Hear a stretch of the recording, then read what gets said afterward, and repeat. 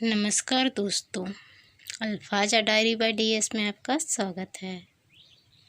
बड़ी सोच का बड़ा जादू बेस्ट सेलिंग बुक की पूरी समरी मैं अपने चैनल पर लेकर आई हूँ।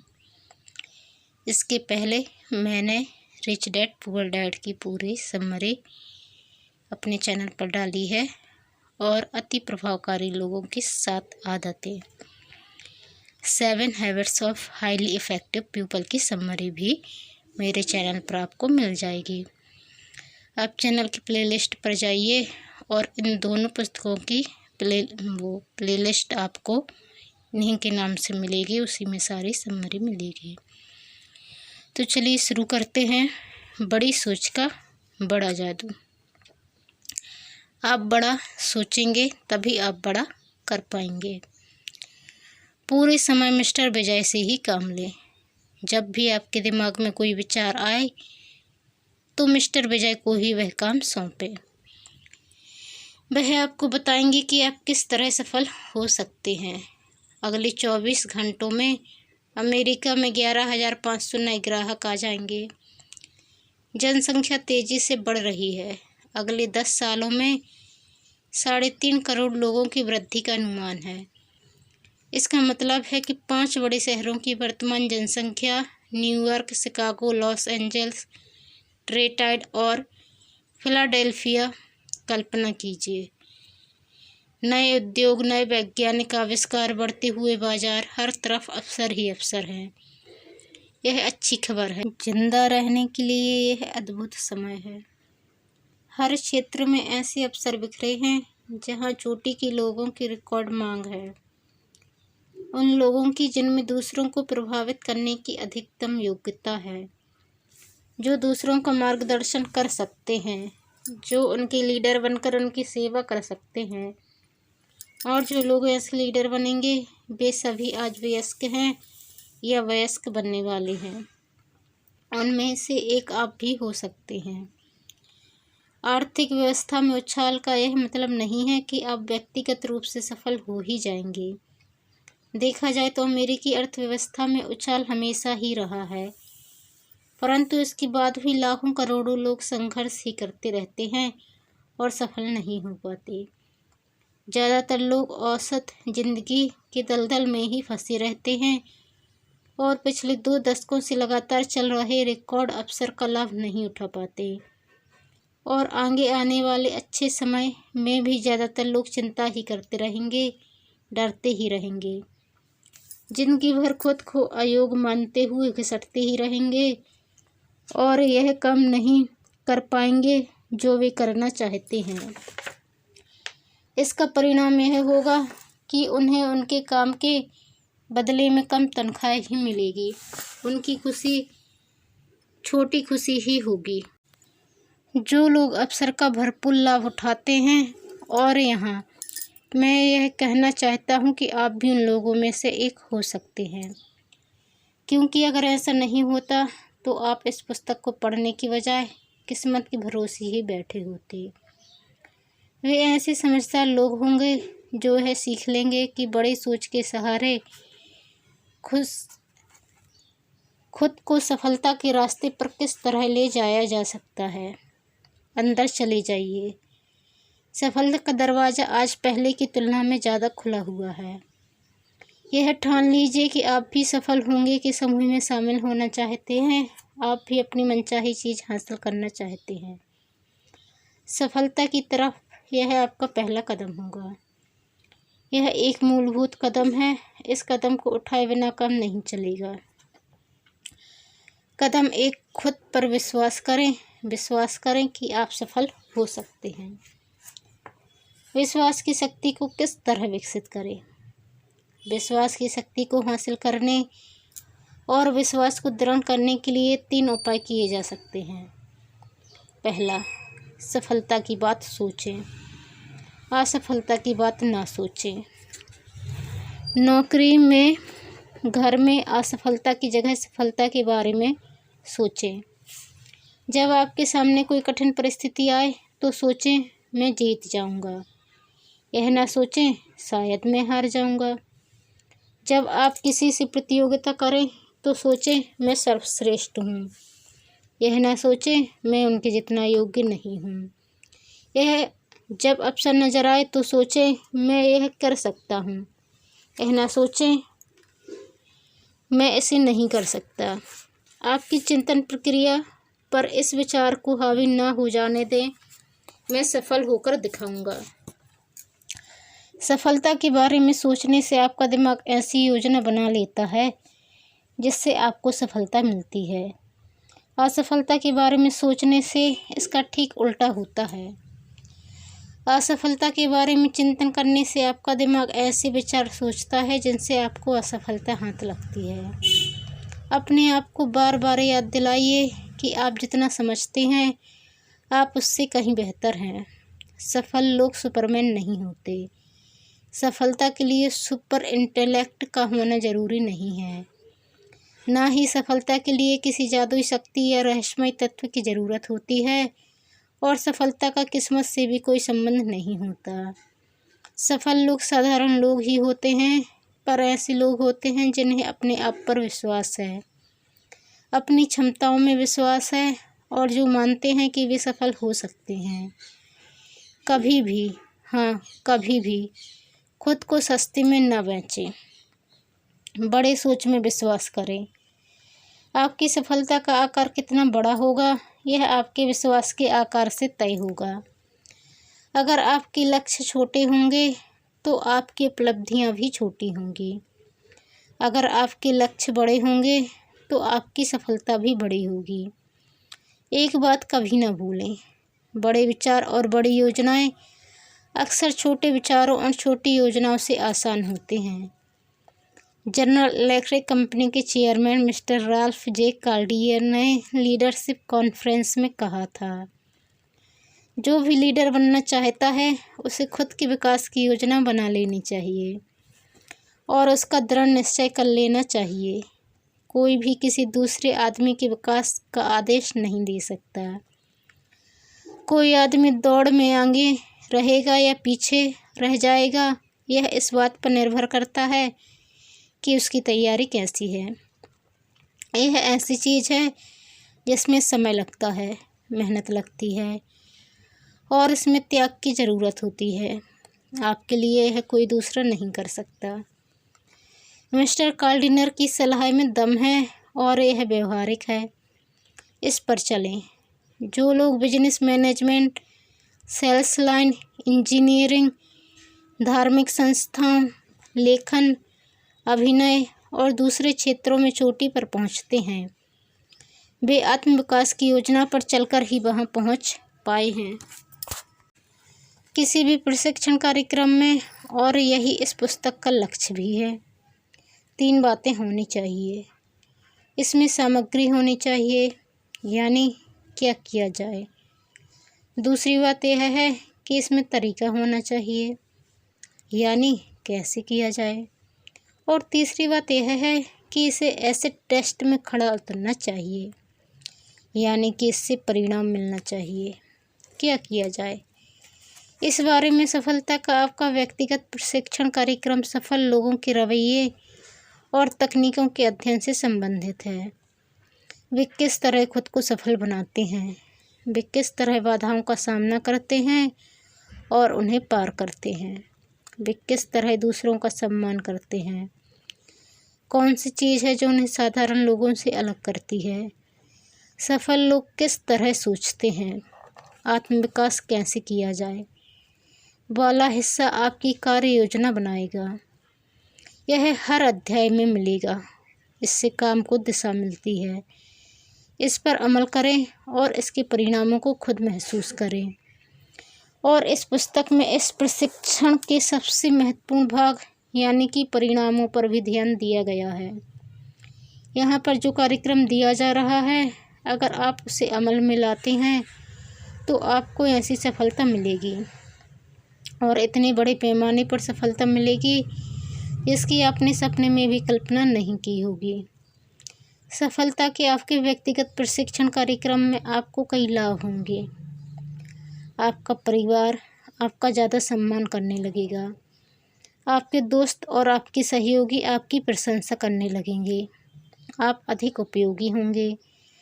आपके पास स्टेटस होगा, लोकप्रियता होगी, ज़्यादा तनख्वाह होगी और आप बेहतर जीवन शैली का आनंद ले पाएंगे।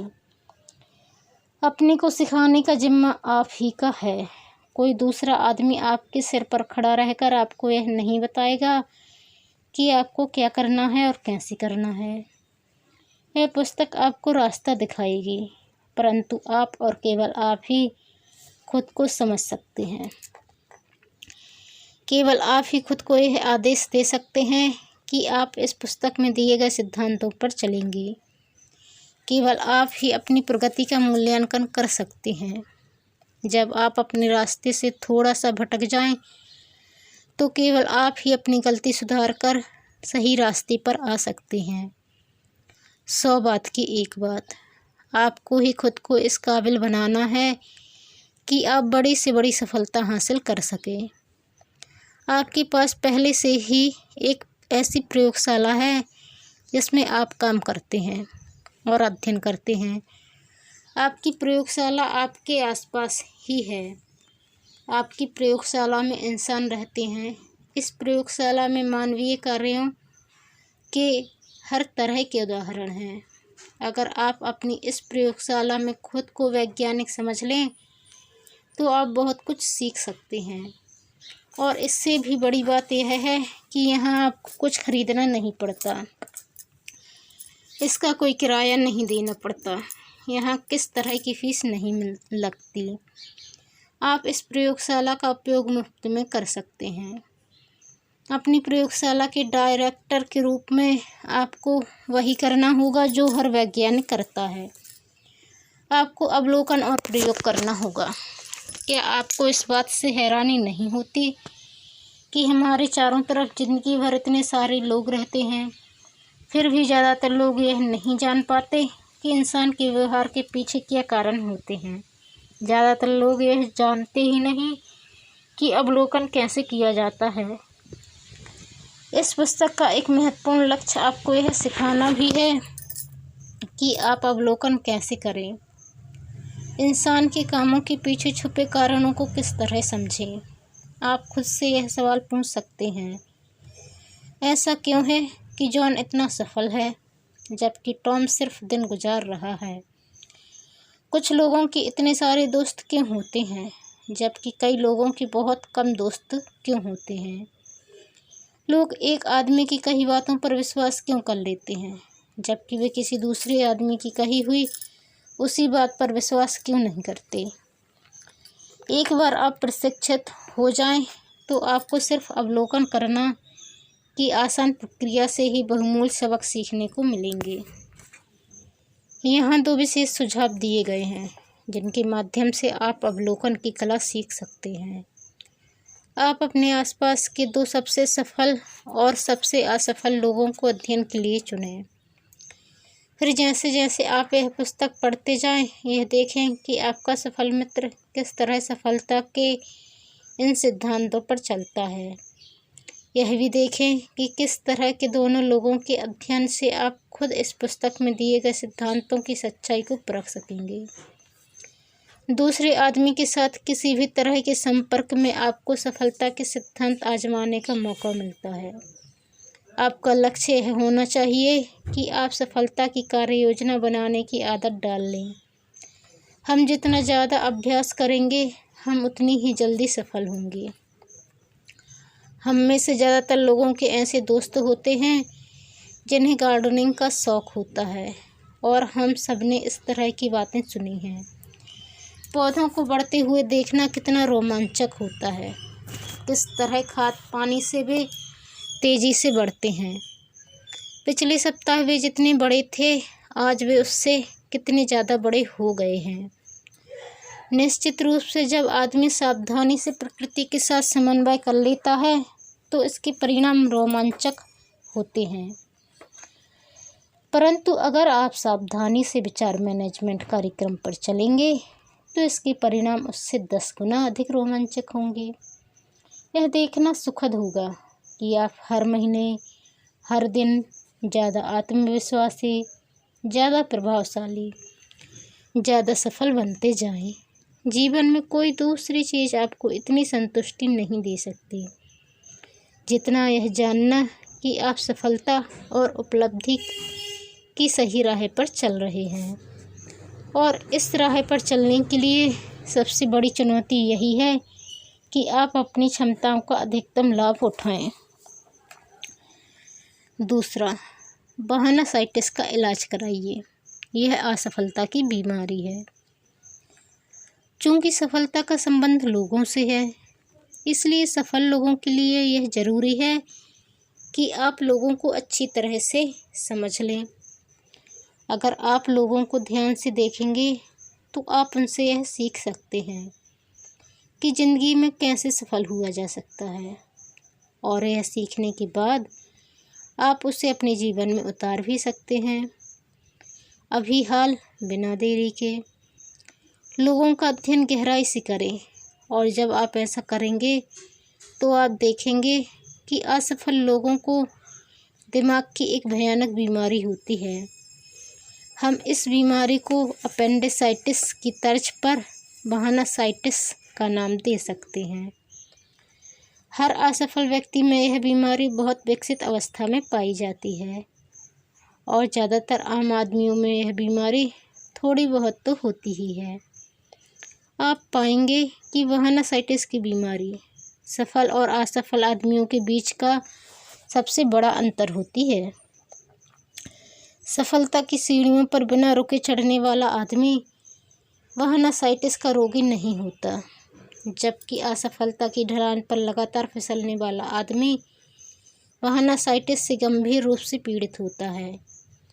अपने आसपास के लोगों को देखने पर आप पाएंगे कि जो आदमी जितना सफल होता है वह उतने ही कम बहाने बनाता है, परंतु जो आदमी कहीं नहीं पहुंच पाता और उसके पास कहीं पहुंचने की कोई योजना भी नहीं होती, उसके पास बहाने थोक में मौजूद रहते हैं।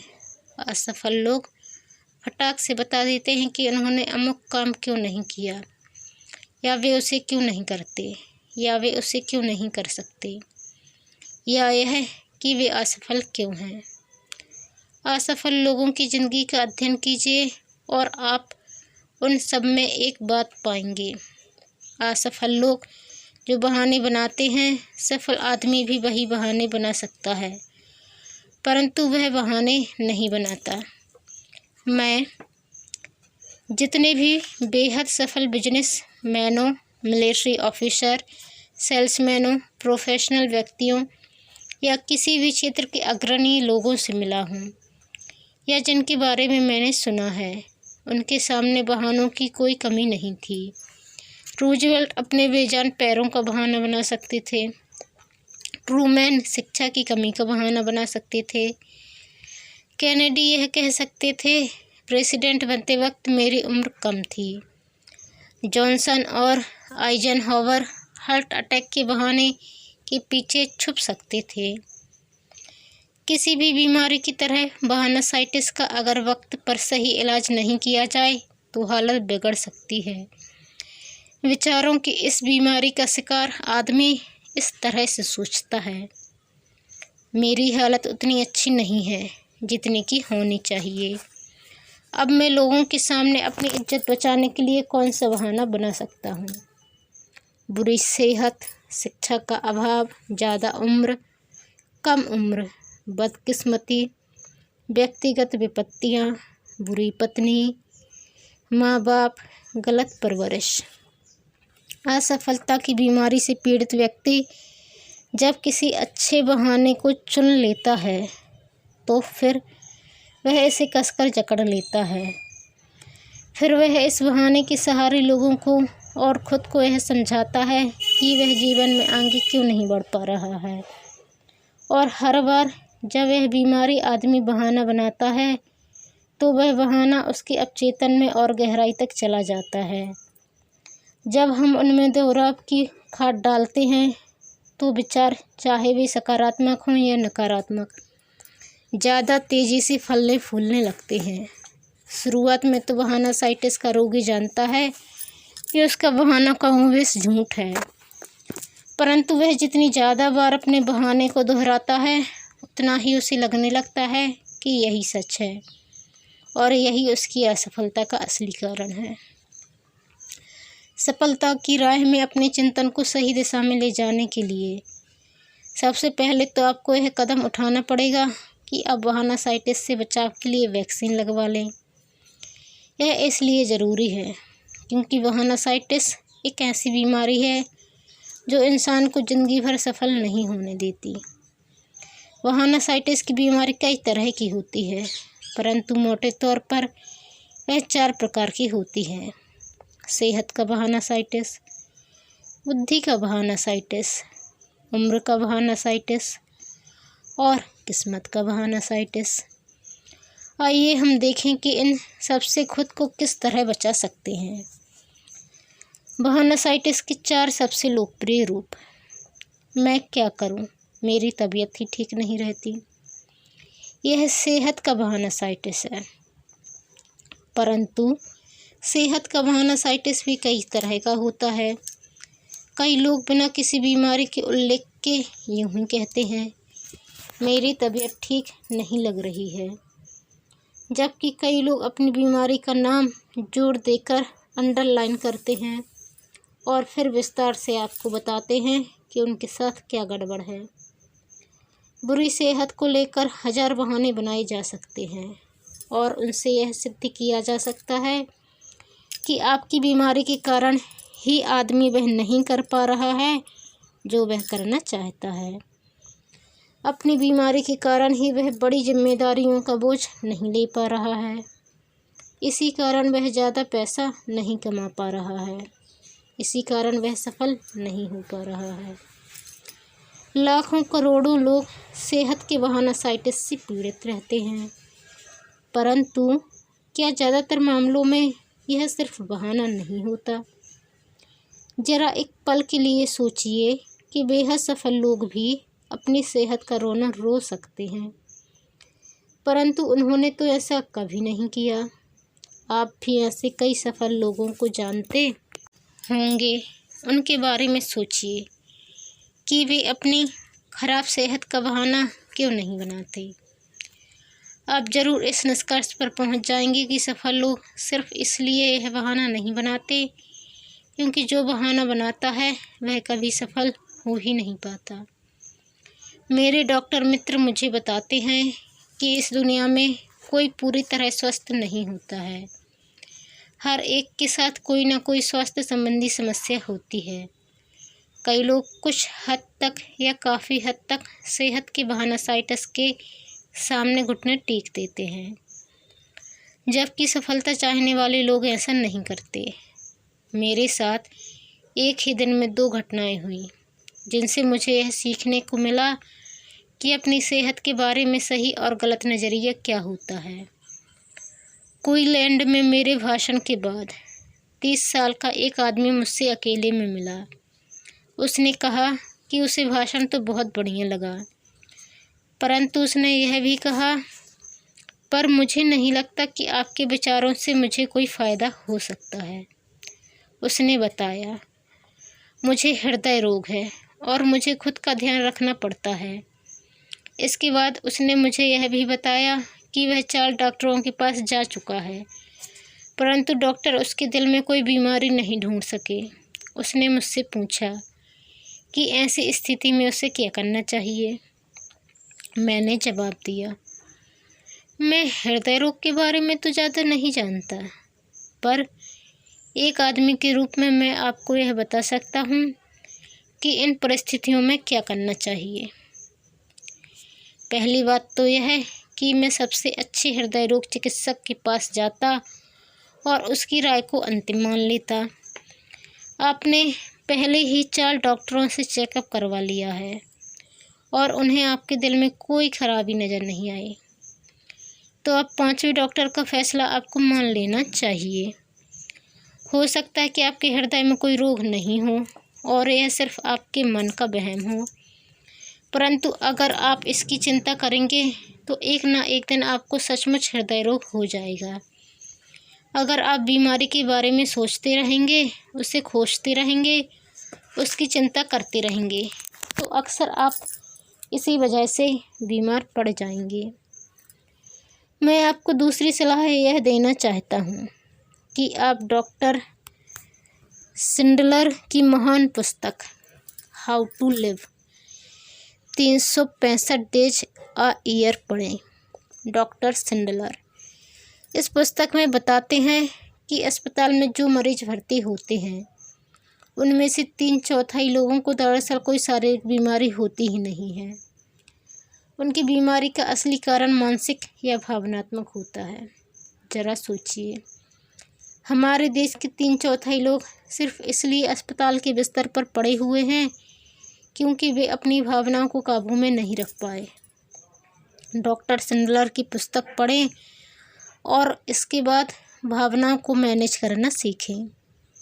तीसरी बात यह है कि मैं तब तक जिंदा दिल बने रहने का निश्चय करूँगा जब तक कि मैं मर ही न जाऊँ। फिर मैंने इस परेशान आदमी को वही सलाह दी जो मेरे वकील दोस्त ने मुझे कई साल पहले दी थी।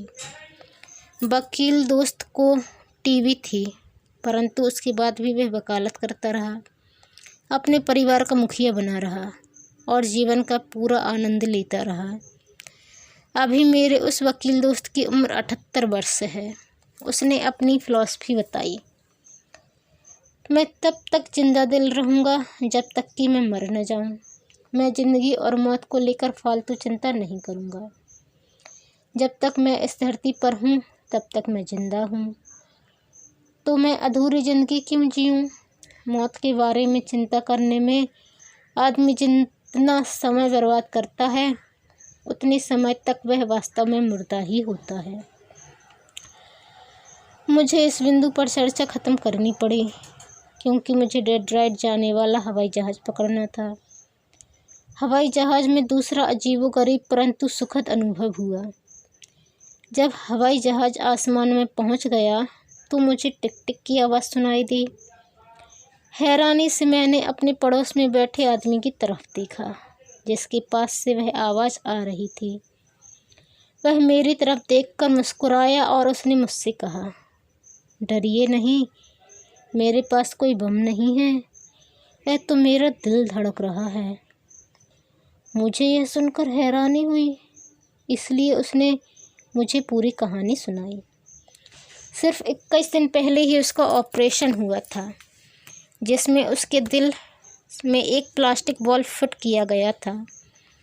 उसने बताया कि टिक टिक की आवाज़ कई महीनों तक आती रहेगी जब तक कि नकली वाल्व पर नया ऊतक नहीं उगाता। मैंने उससे पूछा कि अब वह क्या करने वाला है। अरे, उसने कहा, मेरी बहुत सी योजनाएं हैं। मिनेसोटा पहुंचकर वकालत पढ़ने वाला हूँ। शायद मुझे किसी दिन सरकारी नौकरी भी मिल जाए। डॉक्टरों ने मुझसे कहा है कि मुझे पहले कुछ महीनों तक सावधानी रखनी पड़ेगी, परंतु कुछ महीनों के बाद मेरा दिल बिल्कुल ब्रांड न्यू हो जाएगा। तो ये रहे स्वास्थ्य संबंधी समस्याओं के बारे में 2 अलग अलग नज़रिए। पहले आदमी को यह जानता भी नहीं था कि उसे कोई बीमारी है भी या नहीं। इसके बावजूद वह चिंतित था, परेशान था, हार के रास्ते पर जा रहा था और आगे नहीं बढ़ने के लिए बहाने बना रहा था। दूसरे आदमी का हाल ही में बहुत बड़ा ऑपरेशन हुआ था, फिर भी वह कुछ नया करने के लिए उत्सुक था, आशावादी था। अपनी सेहत के बारे में दोनों की सोच में कितना बड़ा फ़र्क था। सेहत के बहाना साइटिस का मुझे व्यक्तिगत अनुभव भी है। मुझे डायबिटीज़ है। जब मुझे यह बीमारी हुई कोई 5000 इंजेक्शन पहले, तो डॉक्टर ने मुझे यह हिदायत दी थी, डायबिटीज़ एक शारीरिक बीमारी है, परंतु अगर इसके बारे में आपका नज़रिया नकारात्मक रहेगा तो आप बहुत परेशान रहेंगे और आपकी बीमारी भी बढ़ सकती है। अगर आप इसके बारे में चिंता करते रहेंगे तो आपकी ज़िंदगी नर्क बन सकती है। डायबिटीज़ होने के बाद मैं बहुत से डायबिटीज़ के मरीजों के संपर्क में आया। मैं आपको बता दूं कि इस बीमारी के बारे में लोगों के कितने विरोधाभासी विचार होते हैं। एक आदमी को यह बीमारी शुरुआती अवस्था में है और वह इसे लेकर बहुत परेशान रहता है। जरा भी मौसम बदलता है तो वह घबरा जाता है, मूर्खतापूर्ण रूप से अपने आप को लवादे में छुपा लेता है। उसे इन्फेक्शन से इतना डर नहीं लगता कि वह सर्दी खांसी वाले आदमी को देखते ही दूर भाग जाता है। वह डरता है कि कहीं वह ज़्यादा मेहनत ना कर ले, इसलिए वह कभी कुछ करता ही नहीं है। उसका ज़्यादा समय और मानसिक ऊर्जा इसी चिंता में बर्बाद होते हैं कि उसके साथ क्या क्या बुरा हो सकता है और कितना बुरा हो सकता है। वह दूसरे लोगों को अपनी भयानक बीमारी की सच्ची झूठी दास्तान सुना सुनाकर बोर करता रहता है। दरअसल उसकी असली बीमारी डायबिटीज नहीं है, वह तो सेहत के बहाना साइटिस से पीड़ित है। वह बीमारी को असफलता के बहाने की तरह इस्तेमाल कर रहा है। किस लिए? क्योंकि वह लोगों की सहानुभूति हासिल करना चाहता है। दूसरी तरफ एक बड़ी प्रशासक फर्म का डिवीज़न मैनेजर है जो डायबिटीज़ का गंभीर रोगी है। वह ऊपर वाले मरीज से 30 गुना ज़्यादा इंसुलिन लेता है, परंतु वह बीमारों की तरह नहीं जीता है। उसे अपने काम में मज़ा आता है और वह ज़िंदगी का पूरा रस लेता है। एक दिन उसने मुझसे कहा, देखा जाए तो डायबिटीज़ एक समस्या तो है, पर दाढ़ी बनाना भी तो एक समस्या है और मैं इस बारे में चिंता कर करके सचमुच बीमार नहीं पड़ना चाहूँगा। जब मैं इंसुलिन के इंजेक्शन लेता हूँ तो मैं अपनी बीमारी को नहीं कोसता हूँ, बल्कि उस आदमी को दुआएं देता हूँ जिसने इंसुलिन की खोज की है। मेरा एक बहुत अच्छा दोस्त 1945 में जब युद्ध से लौटा तो उसका एक हाथ कटा हुआ था। इसके बावजूद जॉन हमेशा मुस्कुराता रहता था, हमेशा दूसरों की मदद करता रहता था। मैं जितने भी आशावादी लोगों को जानता हूँ, जॉन उन सबसे ज़्यादा आशावादी था। एक दिन मैंने उससे उसके कटे हुए हाथ के बारे में लंबी चर्चा की।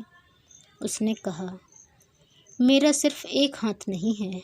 यह सही बात है कि 2 हाथ हमेशा एक हाथ से अच्छे होते हैं, परंतु पूरे शरीर को बचाने के लिए अगर हाथ काटना पड़े तो यह महंगा सौदा नहीं है। और फिर मेरी जीवन शक्ति तो अब भी 100% बची हुई है। मैं कृतज्ञ हूँ क्योंकि मैं जिंदा हूँ और मेरी पूरी जीवन शक्ति अब भी बची हुई है। मेरा एक और विकलांग दोस्त एक बेहतरीन गोल्फर है। एक दिन मैंने उससे पूछा कि वह सिर्फ एक हाथ से इतना अच्छा कैसे खेल सकता है, जबकि दोनों हाथों से खेलने वाले ज़्यादातर गोल्फर उसके जितना अच्छा नहीं खेल पाते हैं। उसने मेरी बात का जोरदार जवाब दिया, यह मेरा अनुभव रहा है कि सही रवैया और एक बाहें वाला आदमी गलत रवैये और दोनों बाहें वाले आदमी को हमेशा हरा सकता है। इस बारे में कुछ देर सोचें। यह न सिर्फ गोल्फ के मैदान पर सच है, बल्कि यह ज़िंदगी के हर क्षेत्र में सच है।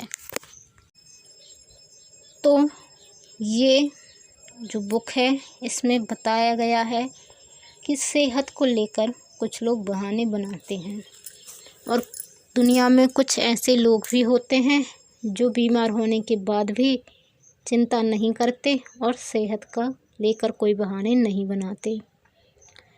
अब सेहत के बहाना साइटिस से बचने के 4 तरीके अगले पार्ट में बताऊंगी। यदि आपको ये बहाने बनाने की आदत है, आप हमेशा रोते रहते हैं अपनी सेहत को लेकर, तो आप इससे कैसे बच सकते हैं? अपने माइंड में आपको कौन सी बातें फिक्स करनी हैं जिनसे आप इस बहाना साइटिस से बच सकते हैं।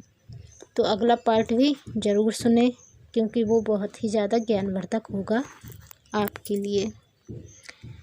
तो आज के लिए इतना ही। यदि आप चैनल पर नए आए हैं तो प्लीज़ चैनल को सब्सक्राइब कर बेल आइकन को क्लिक कर लें और वीडियो को लाइक व शेयर कर दें। धन्यवाद।